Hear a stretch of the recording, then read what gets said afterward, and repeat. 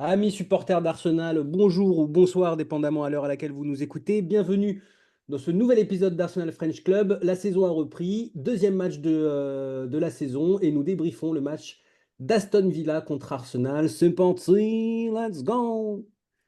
Ouais, je mets un petit peu de bonne humeur parce que c'était un vrai bon match de Première Ligue. Intensité, rythme, cadence, vraiment un très beau match. Gagné par Arsenal, 2-0 sur un but de Clément Turpin et de Thomas Partey. Clément Turpin qui a affûté, je trouve vraiment très, très, très affûté. Et pour ce débrief, je suis accompagné de celui qu'on appelle Pep de temps en temps, qu'on appelle également Didier souvent. Moi, je préfère l'appeler Raymond. C'est bien sûr Raoul. Comment vas-tu, Raoul? Salut Méchal, salut tout le monde. Ça va très bien. Toujours après une victoire, c'est toujours cool. Je suis également accompagné de del Presidente N'Golo Kanté. Richard, bien sûr. Richard, tu cours de plus en plus longtemps. Fais gaffe, c'est dangereux, hein. Bonjour à tous. Écoute, non, ça va, ça va. Je me Mal. réveille de ma sieste là, ça fait du bien. Donc on va pouvoir débriefer ça. Avant, on me disait que mettre le Tour de France pour dormir, c'était bien. J'ai l'impression que mettre certains matchs d'Arsenal, ça peut être sympa. Et puis, un invité qui nous accompagne sur enfin, un invité, non, peut-être, je sais pas, qui nous accompagne sur ce podcast, c'est Nicolas. Bonjour. Nicolas, j'ai appris deux choses. La première chose, Ouais. c'est que tu aimais bien David Raya. Et ça, aïe, aïe, aïe, aïe, aïe, aïe. J'arrive au bon match. Ouais, C'est c'est vrai. vrai, Alors, Oui, ça, c'est oui, pas c'est oui. vrai. faux. C'est vrai. Les tickets de Et train commencent à se vendre. la deuxième chose que j'ai appris, c'est que tu n'aimais pas le maillot Ferd d'Arsenal. Et ça, bah, Ouais. je crois que tu es le seul en France, hein. Ouais, je crois aussi. Ouais, ouais, bon, ben, je dois dire que j'ai une qualité et un défaut. Je laisserai choisir. Moi, c'est clairement deux défauts. Alors, euh, on entame ce débrief classiquement par la composition de l'équipe d'Arsenal. Assez classique avec Mickey dans les cages, Ben White à droite, Saliba, Gabriel en défense centrale, Timber arrière gauche, donc une différence par rapport au premier match. Milieu de terrain classique aussi avec Partey en 6, Rice et Odegaard en 8 et puis en attaque, à droite Martinelli, dans l'axe Kai Havertz et à droite notre ami Bukayo Saka. Est-ce que vous avez quelque chose à dire déjà sur cette composition d'équipe, messieurs? Vas-y, Nico, si t'as quelque chose à dire. Bah, la titularisation de Timber, moi j'étais assez intéressé de voir ce qu'il allait donner, vu qu'on l'avait quasiment pas vu, quoi. Et puis, bon, j'étais pas spécialement satisfait de son match. Après, on en parlera un peu plus tard, mais pour le coup, c'était un peu la nouveauté. Sinon, rien de spécial. Ouais, effectivement, l'arrivée de Timber, ça faisait un petit moment qu'on voulait le voir titulaire. Est-ce que on peut directement commencer par peut-être son match, comme ça au moins ce sera fait. Est-ce qu'il apporte quelque chose de différent par rapport à un Zivchenko par exemple, qui est pour le moment la référence sur ce poste derrière gauche chez nous? Est-ce qu'il a gagné des points aujourd'hui, messieurs? Moi, j'aurais presque tendance à poser la question différemment, Michel, si tu Non, permets. non, non, je pose une question, tu réponds à ma question enfin, Raoul, merde! Bah, je réponds par une autre question. Tu viens de faire la compo et Nicolas dit la seule surprise, ou pas surprise, en tout cas, le seul changement par rapport au match d'Evolve, c'est la titularisation de Timber. Ok, c'est noté. Mais quand tu vois que Timber est titulaire une heure et quart avant le match, moi je me dis, ok, si tu mets Timber, pourquoi tu le mets? Qu'est-ce qu'il doit apporter le plus? Et là, je me dis, c'est un match contre Aston Villa, on a perdu deux fois contre eux l'année dernière. Arteta veut peut-être un profil un peu plus défensif, ou qui se défend mieux, on va dire. Donc il met Timber. Et là, je me dis, pourquoi il met pas Calafiori s'il veut vraiment quelqu'un de défensif? Mais soit, pourquoi pas? Et là, je vous repasse la balle, les gars, mais moi, quand je vois le match de Timber, mettre Timber pour faire ce qu'il a fait, à savoir du Zinchenko, moi, ne pas être totalement convaincu. Oui, mais c'est parce que enfin après, une fois, c'est Arteta qui veut ça. Il veut que notre arrière gauche fasse ce rôle où il rentre dans l'axe, après il joue au milieu. Mais dans le côté athlétique Et côté dribble, il est beaucoup plus utile pour moi, même si son match n'est pas ouf, il était beaucoup plus utile tactiquement et beaucoup plus utile défensivement qu'Azichenko. Parce que la preuve, Rice a pu être beaucoup plus haut. Quand tu regardes le match de Rice, des fois, tu le voyais limite en neuf, alors que tu avais quand même Timber qui avait son côté à gérer. Donc oui, il a fait du Zinchenko. Moi, je l'aurais préféré le voir comme un poste, comme à la Tomiyasu, ou comme un poste enfin, opposé à Ben White, si tu veux. Quelqu'un qui déborde sur les côtés, comme enfin, ce que fait Ben White avec Saka. J'aurais aimé que Timber le fasse avec Martinelli, tout simplement. Parce que On est pour moi, d'accord. ça peut être la meilleure solution quand tu as deux gars athlétiques comme ça, qui ont des capacités techniques et des capacités physiques, il faut les utiliser dans ce sens-là. Pour moi, c'est du gâchis de leur mettre au milieu et de rebalancer. Zinchenko, il peut le faire parce que bah, physiquement, je le trouve plus faible et défensivement plus mauvais. Du coup, son rôle au milieu, ça va. Mais après, le match de Timber n'a pas été ouf. C'est son premier match. Donc, je lui tire pas encore dessus, mais je l'ai quand même dans l'œil, pour ma part. Mais Nicolas, tu as pardon. quelque chose à dire sur Timber aujourd'hui? T'as pas eu. Ouais, ben pareil, je vais pas le, comment dire, l'enterrer tout de suite, loin de là. Surtout que, voilà, on voit qu'il y a des qualités techniques indéniables. C'est là où c'est intéressant. On voit qu'il est capable de faire la différence, provoquer. Et c'est là où je pense qu'il peut apporter une différence par rapport à Zinchenko, ou, enfin, peu importe où il est sur le terrain, je pense que c'est là qu'il pourra faire des différences.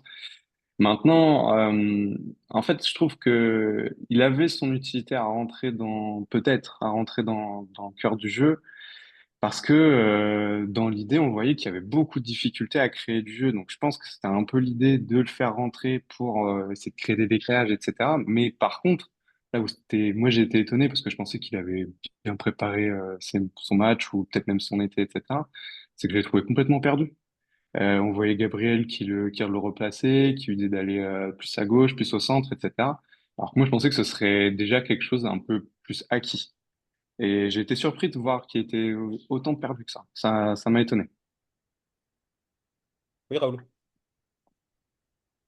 Euh, de façon plus générale, je sais pas vous, hein, mais moi sur ce match-là, tactiquement parlant, j'ai rien pigé.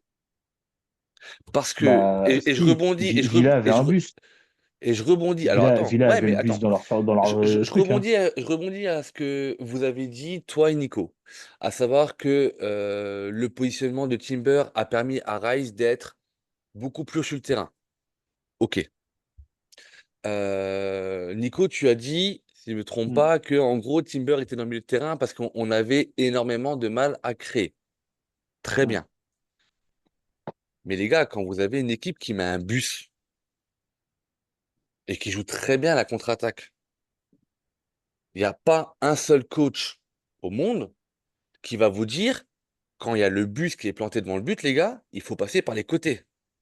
Et donc, à ce moment-là, tu dois avoir deux doublettes à droite et à gauche. D'un côté, Saka White, de l'autre côté, Timber, Martinelli, puisque c'est eux qui ont commencé, qui élargissent le jeu au taquet. Rice doit être beaucoup plus bas dans le jeu. Ødegaard doit être beaucoup plus axial dans l'organisation de la rencontre. Mais, alors, encore une fois, et avec toute la modestie que je peux avoir et sans aucune prétention, mais je peux vous garantir que les basiques du football ont été complètement bafoués sur cette rencontre-là. Je vous donne un autre exemple. Partey en première mi-temps est beaucoup descendu entre les deux centraux pour récupérer le ballon. On avait déjà eu cet échange-là la saison passée. Lorsque tu as un 6 qui descend entre tes deux centraux pour récupérer le ballon et organiser le jeu, tes deux centraux doivent faire qu'une seule chose, c'est écarter à un gauche, à un droite. Ce qui libère les deux latéraux, donc Timber et White, qui doivent aller jouer beaucoup plus long. Tu avais Partey qui venait, tu avais Gabriel à sa gauche, tu avais Saliba à sa droite, tu avais Timber qui rentrait systématiquement dans l'axe et tu avais White qui restait sur son côté. Donc, comment veux-tu avoir une balance équilibrée dans l'attaque? De toute façon, ton côté gauche, il va être limité à Martinelli qui essaie d'avoir une balle, qui n'a pas été très bon, je vous l'accorde, mais qui essaie d'avoir une balle, et Rice qui joue un peu plus haut en mode Granit Xhaka.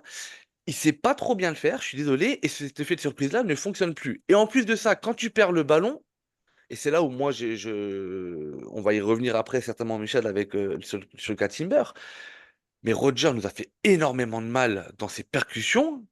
avec Onana. Mais si tu gardes tes 2-6 centraux, on n'a plus le même problème. Sauf que quand tu as déjà Rice qui est vachement haut et que Partey se fait passer par Onana, par exemple, c'est fini. Ouais. Et tactiquement, honnêtement, les gars, alors encore une fois, aucune prétention, je n'ai aucun diplôme, je regarde juste beaucoup de matchs, j'ai discuté avec beaucoup de coachs qui ont évolué en National 3, National 2, etc. Je m'intéresse à ça et de mon point de vue, et là j'attends peut-être que les gens se lâchent un peu plus dans les commentaires, mais de mon point de vue, ce match-là n'a aucune cohérence tactique. En tout cas, si Arteta a voulu mettre quelque chose en place, ça n'a pas fonctionné. Heureusement, on fait un hold-up et un braquage de ouf, selon moi. Et grand bien nous fasse, on rentre avec les 3 points. Mais en termes de cohérence, avec une équipe un peu plus habile devant et sans un Raya des grands jours, les gars, on perd ce match, hein. Alors, Après, moi, mon point de vue, c'est plus Villa qui a bien joué plutôt que nous qui avons mal joué, hein. Dans le alors, sens où, quand tu vois Odegaard, comme il était muselé, Mm. Odegaard, il a toujours eu du monde sur lui, il était impossible de jouer son rôle de maestro qu'on aime tant. Havertz, même si voilà, il n'a pas fait un match exceptionnel, il a été muselé aussi. Il y a juste Saka qui ont laissé. Ils ont laissé Saka avoir la balle parce qu'ils savent un peu comment le gérer, et Martinelli de son côté. Mais le reste, c'est pour ça que je pense que Rice était aussi plus haut, c'est qu'il avait un peu de champ libre. Mais au final, pour moi, c'est plus Aston Villa qui a bien joué, qui nous a bien muselé parce que les 11 joueurs étaient toujours dans leur camp à serrer, à serrer, à serrer. Et dès qu'ils pouvaient mettre Roger en attaque, ils envoyaient Roger et Onana, qui nous ont fait mal au milieu de terrain. C'était impressionnant. Mais moi, je le vois plus dans ce sens-là. Après, on verra si on fait deuxième mi-temps, première mi-temps. Mais c'était, pour moi, je sais pas, c'était plus la guerre des coachs. Et pour moi, je vois plus Villa qui l'a remporté, quoi, sur alors ce côté-là. vous êtes rentré dans le vif du sujet. Et moi, je pense que en fait, la clé, en réalité, elle est dans l'analyse de enfin, dans vos deux analyses. Je pense qu'effectivement, tactiquement, alors moi, je ne sais pas si c'est tactiquement que ça n'allait pas, parce que pour moi, la titularisation de Timber, elle est logique dans le sens où devant, tu as des joueurs qui sont très rapides, et sur le côté gauche, tu as un Bailey qui court très vite, et qui donc pouvait faire beaucoup de mal à Zinchenko, qui, on le sait, a beaucoup de mal à défendre. Et donc, pour moi, je ne suis pas hyper surpris de la titularisation de Timber, dès lors qu'on sait il est meilleur défenseur que Zinchenko. Ça, c'est une première chose. Moi, je pense surtout que ce qui ne va pas, et peut-être qu'on en parlera un petit peu plus tard, c'est ce milieu de terrain. Je vous en ai parlé en privé avant le match, mais moi, je pense qu'on a un problème au milieu de terrain et qui est symbolisé par Thomas Partey, qui Mm. nous fait beaucoup de mal dans le sens où Mm. Thomas Partey n'est pas physiquement prêt, et ça fait des longs mois qu'il ne l'est pas, qu'il n'apporte plus grand-chose dans cette équipe. Alors, il marque son but et les gens vont dire, mais tu dis n'importe quoi, il a marqué un but. Enfin, encore une fois, s'il marquait un but suffisait pour réussir un match, ça se saurait aujourd'hui. Je pense que ce soit dans son positionnement, dans ce qu'il apporte et dans ce qu'il était capable d'apporter, il n'est plus capable de le faire. Ce qui fait qu'en fait, tu es obligé de jouer avec un Rice en numéro 8. Et comme le dit Raoul, moi, je suis assez d'accord avec ça. Rice est un bon joueur, donc effectivement, il ne fait pas un match qui est catastrophique, sauf que ça manque quand même de monter vers l'avant de manière tranchante, comme ce que peut faire un Onana, par exemple, aujourd'hui à Aston Villa, qui, lorsqu'il avait le ballon, faisait quand même des grosses différences et physiquement faisait des différences. Globalement, en fait, on peut rentrer directement dans le vif du sujet sur cette première mi-temps. Si vous voulez mon analyse, moi, cette première mi-temps, elle est tout ce que je déteste d'Arsenal depuis l'année dernière, c'est-à-dire une équipe qui est dans l'exagération du contrôle, en fait. Elle est une caricature du coach espagnol qui veut contrôler, avoir la main mise sur le match, c'est-à-dire, en fait, très peu de risques. Sur cette première mi-temps, il y a eu très peu de créativité. Je trouve qu'il y a eu très peu d'envie. Je trouve qu'il y a eu c'était, enfin, aucune idée, quoi. Voilà, vraiment, on se passait la balle, ça se passait à droite, à gauche. Et encore une fois, c'est pour ça que je pointe du doigt Partey, parce que on peut parler de sa première mi-temps comme de sa deuxième, mais Partey, il marche sur le terrain. Dès qu'il a le ballon, à part marcher sur le terrain, il n'a rien fait. Je ne sais pas s'il a sprinté plus de 3 4 fois sur le match. Franchement, je ne sais pas. Et du coup, pour moi, c'est un gros souci parce qu'on joue avec euh, un milieu de terrain qui n'est pas aussi efficace qu'il devrait être. Et donc, c'est problématique. Je ne sais pas si quelqu'un veut parler de la première mi-temps et de son ressenti par rapport à la première mi-temps. Raoul, peut-être? Moi, comme vous voulez. Ah, vas-y, Vas-y, Richard. Nico, sinon. Ou Nico, oui, il y Non, a c'est Nico Nico. qui voulait. Allez, Nico, Ah, vas-y. pardon. Allez. Mais moi, enfin, je rejoins un peu ton analyse de la première mi-temps. Effectivement, moi, j'ai été très, très déçu. C'est typiquement un genre de période que je déteste voir dans un match de foot, que ce soit Arsenal ou ailleurs. On est sur une situation où, en fait, il y a un manque de rythme et parfois, presque, on a l'impression d'un manque d'envie. Alors, ça a pas de sens à ce moment-là, mais bon, c'est un ressenti, en fait. Et c'est surtout on a l'impression que je sais pas, ils essayent d'endormir un petit peu, de voir s'il n'y a pas un petit décalage qui se fait, mais sans trop en faire, avec ils veulent effectivement pas prendre de risques. Et je te rejoins également sur le match de Partey et sur les matchs de Partey, où il y a eu des périodes, il y a quelques temps de ça, où il arrivait à casser les lignes. C'est là qui était très intéressant. Et c'est là qu'il faisait beaucoup de bien. Là, maintenant, je sais pas, il est timoré. Donc, c'est Cramoix. compliqué. T'as l'impression qu'il est cramoix. Enfin, je me rappelle Ouais, d'une caméra qui était sur lui au bout de la 30e où tu avais déjà l'impression qu'il avait fait 120 minutes. Vraiment, il est cramoix et ouais. il Mais n'est pas à, capable de à- répéter les efforts, en fait. À haute à la, intensité, il est li- pas capable. non, mais à la limite, qui court pas beaucoup, moi, ça me va tant qu'il arrive à faire la passe qu'il faut, le décalage qu'il faut, etc. S'il est bien placé et qu'il fait ce qu'il faut pour que le jeu accélère au bon moment, si derrière il fait pas son sprint pour venir défendre, bon, à la limite, il y en a peut-être d'autres qui peuvent le faire pour lui. Enfin, on peut s'organiser comme ça. Le problème, c'est qu'il apporte effectivement plus grand-chose. Donc sur cette première mi-temps, bah, beaucoup de déchets techniques aussi, c'était très très laborieux et c'est en ça où non, c'était au bout de la première mi-temps, on se dit bon bah on dirige vers un 0-0 un peu un peu triste quoi. Richard? Je peux faire l'avocat du diable. Allez, Oui. Ok. l'avocat du diable est en place. Alors, première mi-temps, pour moi, on n'a pas réussi à enlever les verrous de Villa. Comme j'ai dit, ils ont très bien défendu, ils nous ont très bien muselés. Donc pour moi, c'était compliqué de marquer. Si je dis pas de bêtises, Saka a frôlé un peu le but, mais sans Mm. plus. On était vraiment très stérile en première mi-temps. On sentait que les corps étaient en forme, tout le monde. Pour rejoindre Partey, moi, je suis pas du tout d'accord sur sa première mi-temps. Pour moi, Partey, sa première mi-temps, il a pu. En fait, tout le monde le voit comme son ancien rôle, comme il avait à l'Atlético, son rôle un peu de casseur de ligne, tout ça. Que là, son rôle, il a un rôle de papy maintenant. Faut le voir comme un papy. Bah Donc, oui, il a mais son rôle où il est, t'as il envie est sur d'avoir sa un papy ligne. dans ton équipe, Richard? T'as envie d'avoir un papy Bah dans ton équipe? attends, regarde la zone qu'il doit couvrir. Il doit couvrir sa zone plus la zone de Ben White. Alors oui, Ben White, il revient des fois, il est rapide, il est athlétique et tout. Mais à un moment donné, il faut quand même se rendre compte qu'il a une charge de vision à avoir sur le terrain en défense qui, pour moi, je trouve qu'il est beaucoup. Oui, mais Alors, je l'ai trouvé très bon en Pardon, première mi-temps. juste par rapport à ça, Richard. Rice, quand il jouait numéro 6, il la couvrait cette zone. Donc à partir du moment où tu as un joueur qui est meilleur que Partey dans ce rôle-là, en fait, je trouve que tu t'entêtes à mettre un Partey qui te met en difficulté. Et pourtant, et tu le sais, j'adore ce joueur, vraiment, c'est un joueur que j'aime beaucoup. Mais je trouve que là, aujourd'hui, physiquement, enfin, je trouve que c'est un vrai problème. Quand à chaque fois je le vois et qu'il a la balle et qu'il ralentit à l'extrême le jeu de l'équipe, à l'extrême. Enfin, je dirais, le mec, il y a des moments, il y a des phases où il mettait, tu sais, il faisait la semelle sur le ballon.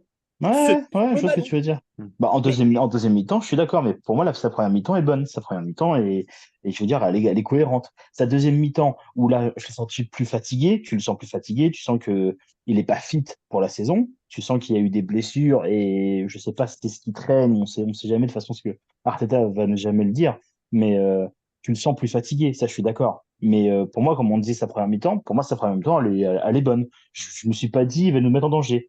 Par contre, pour la suite, oui. Mais c'était juste ça, moi, sur la première mi-temps. Après, pour le reste de l'équipe, première mi-temps, on n'a pas été bon. Heureusement qu'on a une bonne défense qui se connaît. Ouais, Sinon, on aurait pu être mort. ouais, c'était Et contrôle. l'immanquable de Watkins ouais, ouais. aussi en première mi-temps. Je sais pas comment il fait pour la rater, mais ça aussi, ça nous a bien aidé. Ah, c'est un joueur qui s'appelle One Kids et qui joue à Aston Villa. Je pense que ça justifie un petit peu certaines choses. Raoul, tu as quelque chose à dire sur la. En fait, on parle de la première mi-temps, mais globalement, on pourrait parler de la première heure de jeu, enfin jusqu'à la 60e, en gros, hein, Mm. en réalité. Je pense que pour revenir sur Partey, je pense que vous seriez. Il faudrait que je demande à Jonathan les sites sur lesquels il prend les stats. Et je pense que l'activité de Partey physiquement, en termes notamment sur la première mi-temps, en termes de kilomètres parcourus et en termes de course avec intensité, je pense que tu risquerais, Mécha, d'être assez surpris. Et c'est Euh, pour ça que je parle de sa première mi-temps, moi. ouais, Parce que ouais, pour moi, sa première vraiment. mi-temps, il est vraiment bon. Après, sur la Moi deuxième aussi, je peux beaucoup mi-temps, courir hein, sur un terrain. Moi aussi, non, je peux mais quand courir. je te parle de course avec intensité, après, Partey n'a pas. Là, moi, je le trouve pas. Je peux pas te rejoindre quand tu dis qu'il a été mauvais. Catastrophique. Il a été Ouais, catastrophique. catastrophique. Ouais, mais ça, il l'a dit en off pendant le match avec nous. Franchement, Je peux pas il a dit dire qu'il catastrophique. il l'a dit. Ok, bon, alors voilà. Donc, pour moi, il n'a pas été catastrophique. Pour moi, il n'a pas été le meilleur de notre équipe. Il a fait le taf, mais encore une fois, moi je reviens vraiment à l'organisation parce qu'à un moment donné, tu dis, Nico, tu dis, Mm. ouais, mais s'il perd la balle, il y a du monde derrière pour rattraper. Il reste. Non, Dans l'organisation qu'on avait aujourd'hui, si Partey et perd la balle, il en reste que 4 pour récupérer le ballon, hein. Les 4 de non, derrière, hein. je dis, ça peut, si jamais il fait les bons choix pour casser les lignes, etc., il peut y avoir un repli défensif qui est organisé, c'est-à-dire de dire, bah, toi, tu es celui qui prend le risque. Derrière, il y en a un autre qui couvre en cas de moment où bah, ta passe risquée, elle a été interceptée. C'est le jeu, quoi. Moi, Mais je pense que c'était plus ça Partey que je veux dire. aujourd'hui contre des grosses équipes, alors contre Volve ou contre, je sais pas moi, Ipswich ou un truc comme ça, de laisser seul en 6 ça peut passer sur des gros matchs ou des matchs en jeu, Aston Villa, City, Chelsea, Man U, Tottenham, etc. Seul en 6 ça ne peut pas tenir. Ça ne peut pas tenir parce Ça qu'effectivement, tient il a une aussi mi-temps, son quoi. âge, ça tient une mi-temps, et je crois que c'est même pas qu'un problème physique, c'est qu'à un moment donné, bah, en face, t'as pas des peintres. Mais là où je voudrais juste donner, nuancer les propos sur la première mi-temps, comme vous, je me suis fait chier, hein. On va pas se mentir, j'ai clairement pas kiffé le truc. Euh, Faut juste se rappeler la saison passée et on est allé chez les adversaires, les seuls qui nous ont battus 2 fois l'année dernière. Et moi, je trouve que Mm. ça s'est vu en première mi-temps. Ouais. Ouais, il y a peut-être de l'appréhension, la Moi, je peur. pense qu'il y avait une sorte On de va retomber retenue en disant. dans un match gag. Ouais, moi je l'ai ressenti comme ça, parce que dans les prises de décision, dans les choix, dans les montées vers l'avant, dans tout ça, dans l'engagement, même si physiquement ça a été un match quand même assez intense, mais dans l'engagement vers l'avant, j'ai trouvé qu'on avait souvent le frein à main.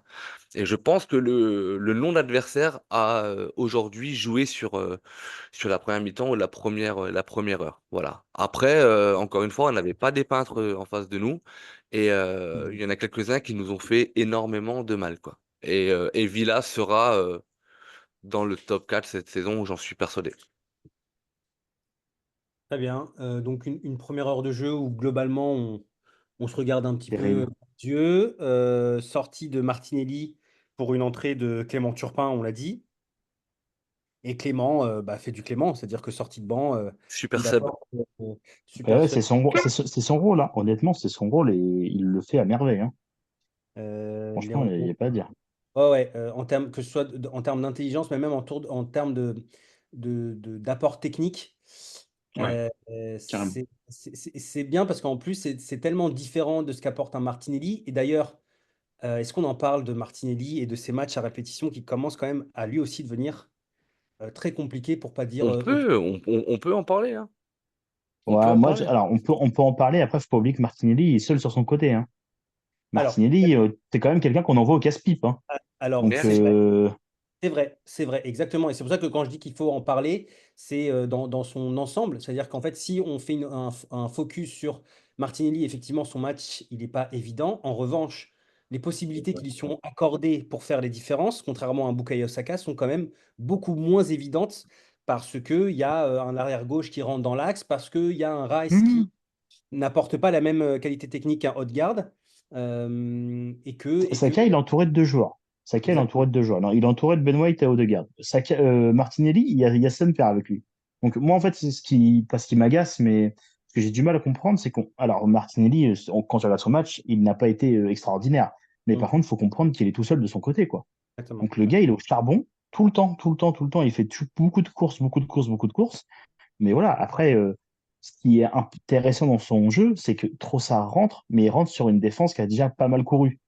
Et je Ouais, pense que d'accord. Trossard, c'est ce côté-là aussi, ce côté un peu éclair. Des fois, je l'appelle Pikachu parce que je le trouve, tu sais, il va faire des Il a la même courses tout taille. de suite. Il fait la même taille Ouais, déjà que. peut-être qu'il a la même queue. Et tu sais, il fait une course vite, tu vois, il fait une course vite qui fait la différence comme là sur son but. Il est en position et toc, il va mettre son but. Donc pour moi, c'est son rôle de super sub, il sert aussi à ça. Mais du coup, ça voudrait dire que finalement, au-delà de l'apport technique de Trossard, il bénéficie principalement de la fatigue causée par Martinelli pendant le match. Ah oui, moi pour moi ça joue dessus. Ouais. Entre autres, bien sûr. Entre autres. Je dis pas uniquement, mais Ouais, entre. ça joue, mais parce qu'en fait, moi, ce qui me surprend quand on voit ce changement, qui arrive hyper souvent, c'est de voir la différence de justesse technique et Ah oui. l'apport immédiat. C'est-à-dire que, effectivement, comme vous l'avez expliqué, bah, il y a les histoires des latéraux, effectivement, qui dédoublent pas sur le côté gauche, Rice qui apporte pas la même chose que Odegaard, etc., évidemment. Mais c'est dire, quand Trossard rentre, il y a une simplicité qui se met en place. Et ça fait tout de suite du bien, c'est juste, ça joue simple. Martinelli, son gros problème, et enfin, moi, c'est un joueur que j'aime beaucoup, c'est qu'en fait, il a l'explosivité, il va vite, maintenant, il est devenu un peu brouillon. Il en fait toujours trop et il Mais pourrait il tellement court en apporter regardant le si ballon. jamais. Ah, bizarrement, il en C'est ça fait son plus problème. assez, Oui, moi, je trouve. C'est plus qu'il en fait il en Moi, plus fait pour moi, assez, assez, qu'il mais en fait plus assez il ou recourt en ou regardant qu'il ses le fait jambes. mal. Je trouve qu'il fait les mauvais choix. On l'a vu en première mi-temps, à un moment donné, il y a des balles Ouais. en profondeur. Il la met mal en deuxième mi-temps sur un Mm, dégagement mm. de Raya, je crois. Il a aussi une opportunité. Il revient sur lui, il perd le ballon. Ouais. Et d'ailleurs, Havertz fait un retour phénoménal juste après. Mm, Euh, mm. c'est un joueur qui est en manque de confiance. La problématique, c'est que, alors c'est pas le problématique, et je pense que du coup ça va être justifié. Il a eu deux chances contre les Wolves et Avila. Je vous mets ma main coupée que Trossard sera titulaire le prochain match. Pour moi, Non. c'est tellement évident. Mais bizarrement, quand tu regardes le but que Trossard y met, pour en parler très rapidement, c'est un fait de jeu qu'on n'a pas vu avant le but. Avec un débordement de Saka, débordement, centre, Havertz qui s'arrache, parce que sans le côté je m'arrache d'Havertz, le joueur de Villa ne la remet pas dans les pieds de Trossard. Et après, la finition, par contre, elle est très jolie, petit filet. Et enfin, et moi, c'était ma vraie hantise de dire, on a un chat noir, on ne marquera jamais contre Martinez. C'est fait, deux fois. Mille merci les Gunners, parce que je commençais vraiment à faire une fixette là-dessus. Mais pour revenir à Trossard, à aucun moment, cette action-là, dans la globalité, tu l'as vue en 70 minutes euh, avec Martinelli.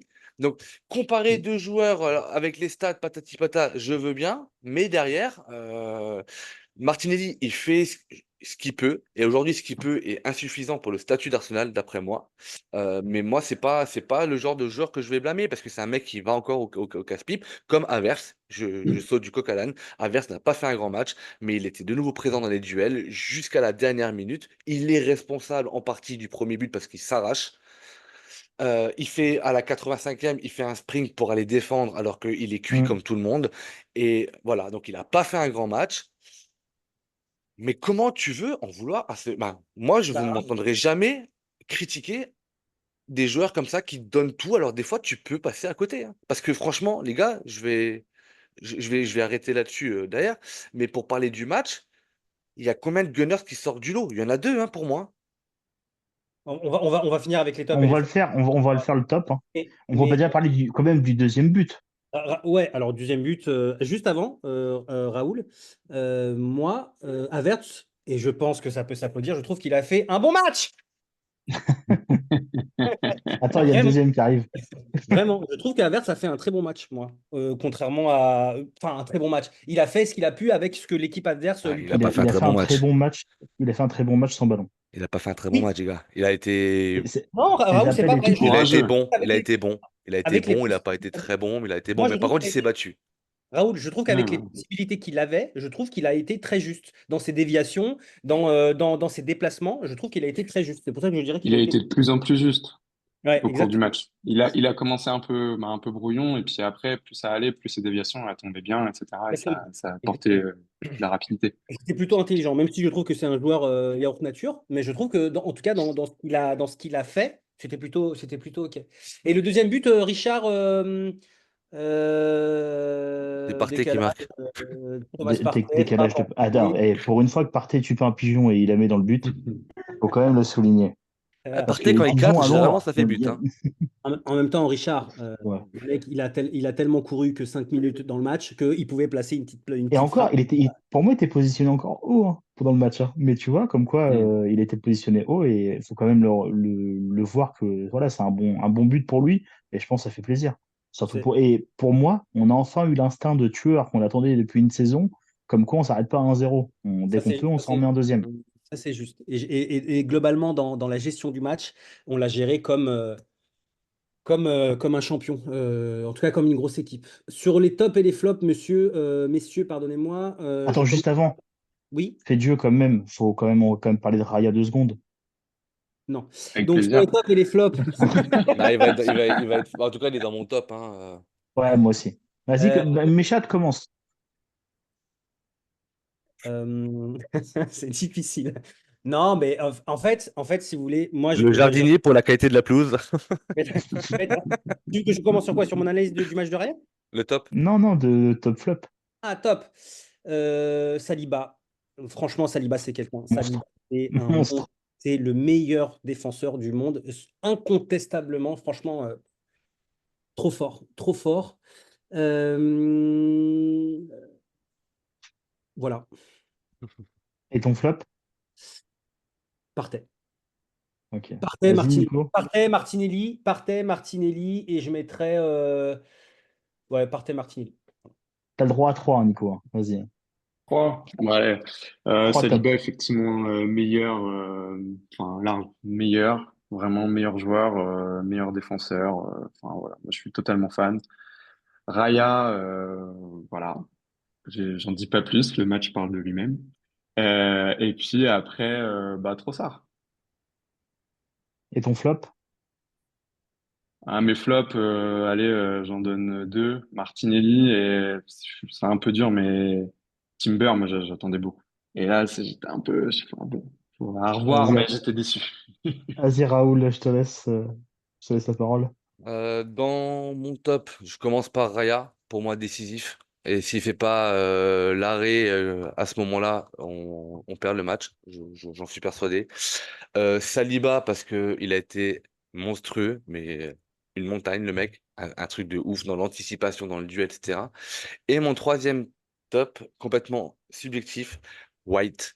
Parce que à un moment donné, quand le blaireau il frappe la balle dans l'estomac de Saliba, White, en un éclair de génie, il lui renvoie la balle. Et franchement, rien que pour ça, je te mets dans mon top. Dans les flops, bien entendu, Martinelli, parce que c'est bien battu, mais peut mieux faire.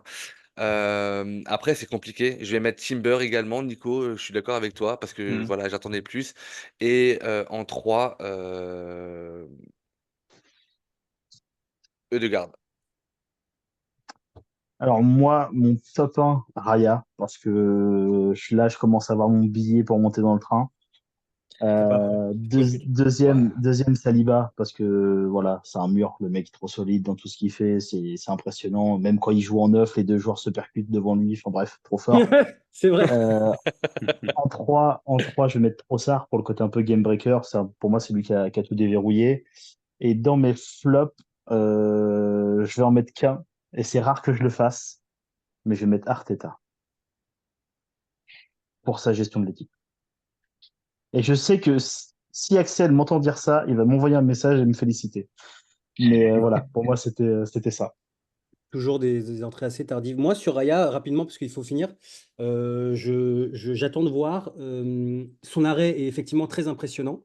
Maintenant, c'est un gardien et donc il fait ce qu'il a à faire. Messieurs, merci beaucoup. N'oubliez pas les j'aime, les commentaires, de nous donner de la force, etc. On se donne rendez-vous pour un prochain podcast très rapidement et je vous embrasse très fort. Merci beaucoup, Ciao tout le messieurs. monde. Come on, Gunners. Salut les À gars. Bonne bientôt. Ciao, soirée. ciao.